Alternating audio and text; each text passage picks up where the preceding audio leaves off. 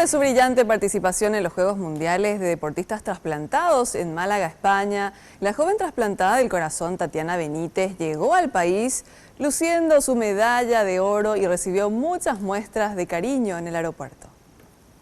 Entonces yo creo que este año podemos volver a traer una medalla y espero que para los próximos mundiales podamos llevar una gran delegación de deportistas trasplantados de acá de Paraguay.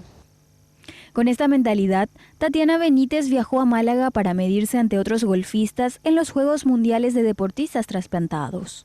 Hoy, su fe y perseverancia hicieron que su retorno al país sea con una medalla de oro en golf.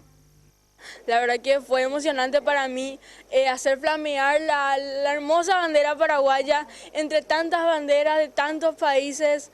Y bueno, yo estaba sola, la verdad que esta vez me fui solamente yo. Y a muchos les sorprendió el hecho de que Paraguay lleve una sola representante y que una sola representante sea medallista, porque la verdad que son unos juegos bastante competitivos ahora.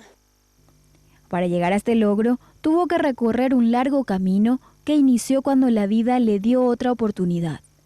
Para su mamá, la batalla en la cual venció a la muerte fue la más importante.